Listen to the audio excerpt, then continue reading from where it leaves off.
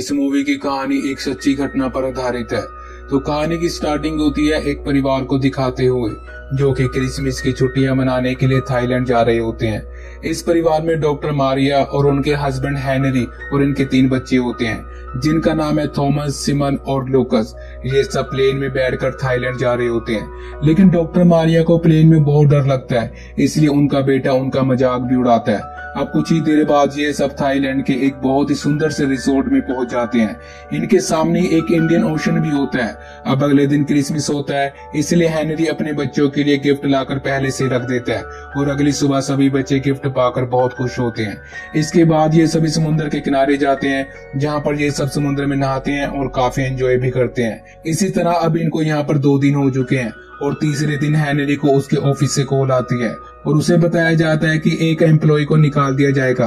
अब ये बात सुनने के बाद मारिया कहती है कि हमें वापस जाना चाहिए, लेकिन हेनरी कहता है कि हम यहाँ पर छुट्टियां एंजॉय करने के लिए आए हैं और ऐसे बीच में वापस नहीं जा सकते।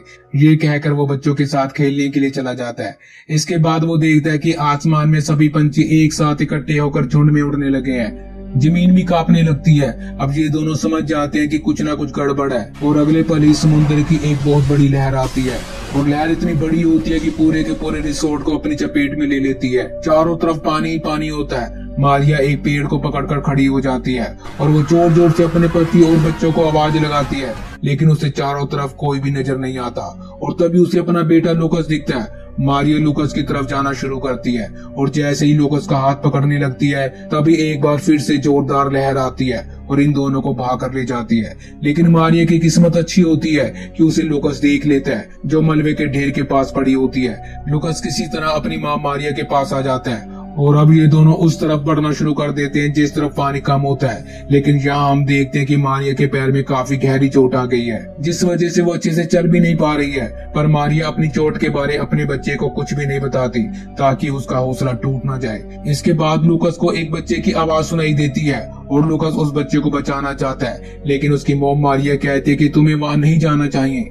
दरअसल मारिया ने अपने पति और 2 बच्चों को खो दिया है, इसलिए वो काफी डरी हुई है और अब वो नहीं चाहती कि वो लूकस को भी खो दे। पर लूकस अपनी मॉम की नहीं सुनता और वो वहां जाकर उस बच्चे को अपनी पीठ पर बिठाकर वहां से ले आता है। इसके बाद लूकस उस बच्चे को एक पेड़ पर चढ़ा देता है और अब वो अपनी मॉम को भी पेड़ पर चढ़ाना चाहता है, लेकिन मारिया के पैर में गहरी चोट आने के कारण उसे पेड़ पर चढ़ने में काफी दिक्कत हो रही थी। पर लूकस किसी तरह से हिम्मत दिखाते हुए अपनी मॉम को पेड़ पर चढ़ा देता है। अब ये तीनों पेड़ पर बैठकर रेस्क्यू टीम के आने का इंतजार करते हैं। वो पेड़ पर बैठे हुए देखते हैं कि चारों तरफ तबाही तबाही है, सब कुछ खत्म हो चुका है। इसके कुछ देर बाद यहाँ पर लोकल गांव के कुछ लोग आते हैं। लूकस की मॉम काफी ज्यादा जख्मी है, इसलिए उसे उठाकर हॉस्पिटल में पहुंचा दिया जाता है और जब मारिया को हॉस्पिटल में ले जाया जाता है तब हम देखते हैं कि चारों तरफ जख्मी लोग हैं। हॉस्पिटल पूरी तरह से भरा हुआ है। टीवी पर भी यही न्यूज चल रही होती है कि सुनामी ने बहुत ही ज्यादा तबाही मचाई है। इसके बाद मारिया को दिखाया जाता है जो कि दर्द से तड़प रही होती है। वो अपने बेटे से कहती है कि मुझे पेन किलर चाहिए। लूकस हॉस्पिटल में पेन किलर देखने लगता है, लेकिन तभी वहाँ पर डॉक्टर आ जाता है और वो मारिया को पेन किलर का एक इंजेक्शन लगाता है और फिर उसके जख्म पर पट्टी कर देता है। इसके बाद मारिया को बाकी मरीजों के साथ रख दिया जाता है, लेकिन मारिया की तबीयत बिल्कुल भी ठीक नहीं है। उसे वॉमिटिंग आने लगती है। दरअसल पानी के तेज भाव के कारण उसके पेट में पानी के साथ साथ गंदगी भी चली गई होती है, जिस वजह से उसे वॉमिटिंग हो रही होती है। अब यहाँ पर हम देखते हैं कि एक आदमी अपने परिवार को ढूंढते हुए यहाँ पर आता है। मारिया अपने बेटे से कहती है कि तुम्हें उसकी मदद करनी चाहिए। लूकस उस आदमी के पास जाता है और उसके परिवार की फोटो देखता है। यहाँ पर लूकस को एहसास होता है कि सबके परिवार बिछड़ चुके हैं, इसलिए वो फैसला करता है कि वो सबकी मदद करेगा। यहाँ पर जितने भी मरीज हैं वो उन सबके नाम, एड्रेस और कौन किस देश से है ये सब लिखता है। अब कुछ ही देर बाद लूकस को एक बच्चा मिलता है जो अपने परिवार को ढूंढ रहा होता है और ये उसी परिवार का बच्चा है जिसे कुछ ही देर पहले एक आदमी यहाँ पर ढूंढता हुआ आया था। लूकस उसे उसके डैड तक पहुंचा देता है। वो आदमी अपने बच्चे को देखकर बहुत खुश होता है। अब इन दोनों को देखकर लूकस को भी अपने डैड की याद आने लगती है। इसके बाद वो अपनी मॉम के पास जाता है, लेकिन लूकस देखता है कि उसकी मॉम वहाँ पर नहीं है। जिस बेड पर उसकी मॉम थी अब वहाँ पर कोई और लेटा हुआ है। लूकस ये सब देखकर बहुत ज्यादा डर जाता है। वो घबरा जाता है, रोने लगता है। तभी वहाँ पर एक नर्स आती है। लूकस उसे बताता है कि यहाँ पर इस बेड पर मेरी मॉम थी, लेकिन अब वो यहाँ पर नहीं है। इसके बाद वो नर्स उसे एक वार्ड में ले जाती है जहाँ पर बहुत सारे बच्चे हैं और ये वो बच्चे हैं जिनके परिवार वाले नहीं मिल रहे हैं। नर्स लुकस से कहती है कि मुझे अपने परिवार वालों के बारे में कुछ बताओ। लुकस अपने डैड और भाई का बताता है कि वो अब नहीं रहे। नर्स पूछती है कि क्या कोई और है तुम्हारी फैमिली में। लुकस कहते हैं कि हाँ मेरे दादाजी हैं, लेकिन मुझे उनका नंबर याद नहीं है। इसके बाद नर्स उसके शर्ट पर एक स्टिकर लगाकर चली जाती है जिस पर एक नंबर लिखा होता है, और इसी तरह से यहाँ पर सभी बच्चों की शर्ट पर स्टिकर लगे होते हैं।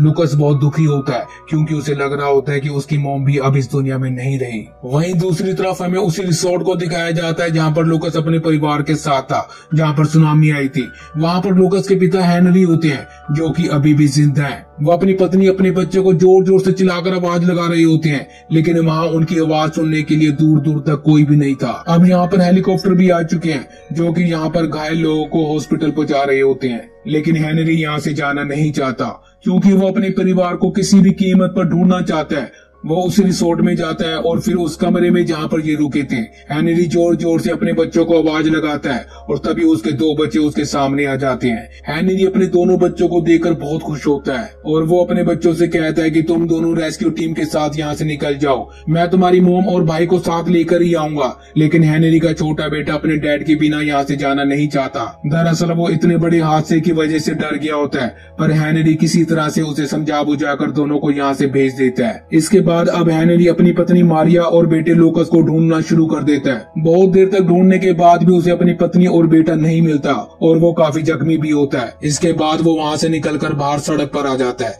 जहाँ उसके सामने एक कार आती है। वो कार वाला देखता है कि हेनरी की हालत बहुत ही ज्यादा खराब है, इसलिए वो उसे एक हेल्थ कैंप में ले जाता है जहाँ पर हेनरी को एक आदमी मिलता है जिसका पूरा परिवार बिछड़ चुका है। वो बताता है कि मेरे परिवार वाले बीच पर गए थे और इसके बाद वो मुझे नहीं मिले। हेनरी भी उसे बताता है कि मेरा बेटा और पत्नी भी लापता है, मुझे तो ये भी नहीं पता कि वो जिंदा भी हैं या नहीं। दरअसल यहाँ पर जितने भी लोग हैं ये सब अपने परिवार से अलग हो चुके हैं।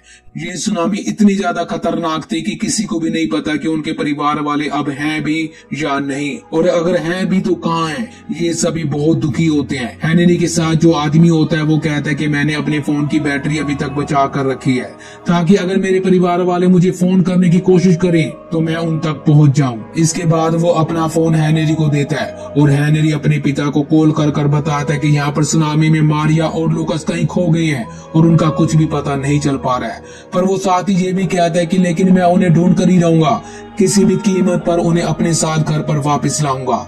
ये कहते हुए उसकी आंखों में आंसू आ जाते हैं। अब कुछ देर आराम करने के बाद हेनरी और वो आदमी जिसने उसे फोन दिया था ये दोनों अपने परिवार को ढूंढने के लिए निकल जाते हैं। इसके बाद सीन शिफ्ट होता है और हमें लुकस को दिखाया जाता है। लुकस को वहाँ की नर्स कुछ सामान दिखाती है ताकि वो उस सामान को पहचान सके, पर लुकस उस सामान को नहीं पहचान पाता। इसके बाद दिखाया जाता है कि लुकस को एक कमरे में ले जाया जाता है जहाँ वो देखता है कि उसकी मोम मारिया है जो कि अभी भी जिंदा है, लेकिन उसकी हालत अब पहले से भी ज्यादा खराब हो चुकी है। उसके मुंह पर ऑक्सीजन मास्क लगा होता है। लुकस अपने मॉम के पास जाता है और कहता है कि मॉम आपने मुझे वादा किया था कि आप मुझे कभी भी अकेला छोड़कर नहीं जाएंगी।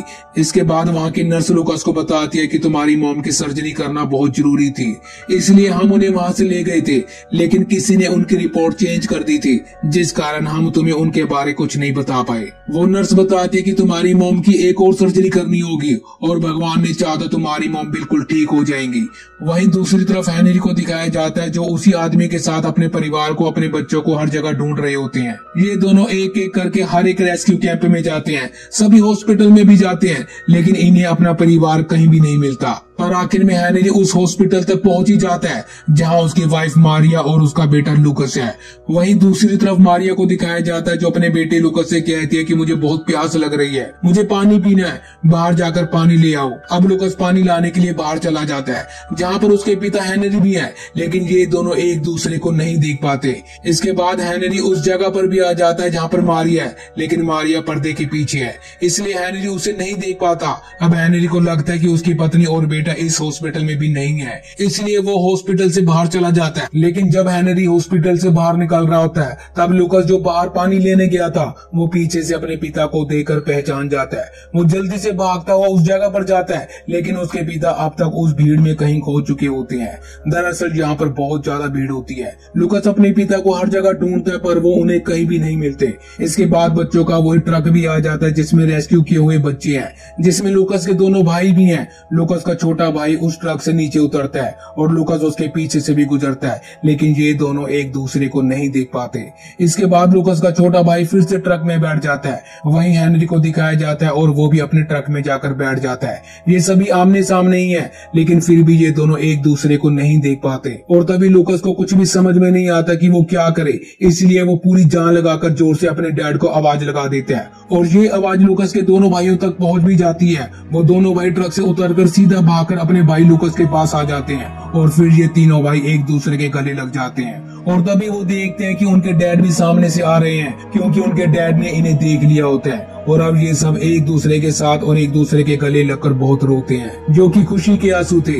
यहाँ पर हेनरी के साथ जो आदमी अपना परिवार ढूंढ रहा था वो ट्रक ड्राइवर से कहता है कि अब हमें लुकास के लिए रुकने की कोई जरूरत नहीं है, क्योंकि उसे उसका परिवार मिल चुका है। इसके बाद ये सब मारिया के पास जाते हैं, लेकिन मारिया की हालत काफी ज्यादा खराब है।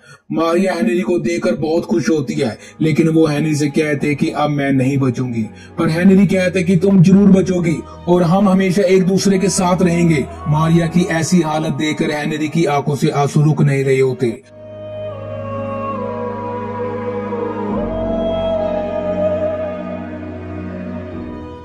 अब इसके बाद मारिया को फिर से एक सर्जरी करने के लिए ले जाया जाता है, जहाँ पर एक और लेडी होती है जिसकी अभी अभी सर्जरी हुई है। वो मारिया से कहती है कि मैंने अपनी पूरी ताकत को बचा कर रखा है ताकि मैं एक आखिरी बार अपने परिवार को देख सकूं, और जब तक मैं अपने परिवार को देख नहीं लेती तब तक मैं मृत्यु को भी अपने पास नहीं आने दूंगी। अब इस लेडी की बातें सुनकर मारिया में भी एक नई ताकत आ जाती है और फिर मारिया की भी सर्जरी शुरू कर दी जाती है। मारिया को वो सभी बातें याद आ रही होती हैं जब ये भयानक सुनामी आई थी। उसे ये बात का एहसास होता है कि कुदरत के आगे, भगवान के आगे इंसान कितना कमजोर है, कितना बेबस है। वहीं बाहर मारिया का परिवार भगवान से दुआ कर रहा होता है और इसी तरह पूरी रात बीत जाती है।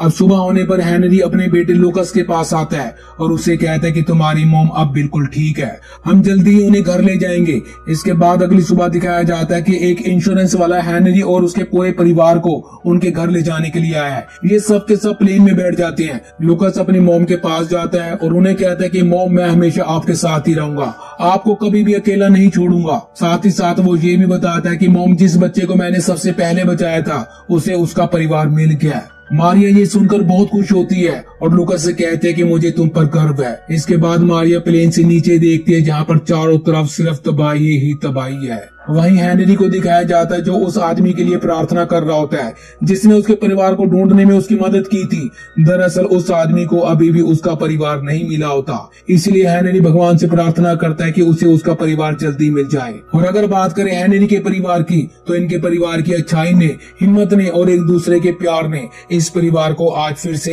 एक साथ कर दिया है। ये एक सच्ची घटना थी जो सन 2004 में घटी थी। ये घटना इतनी ज्यादा भयानक थी जिसमें 2,27,897 लोगों की मृत्यु हो गई थी।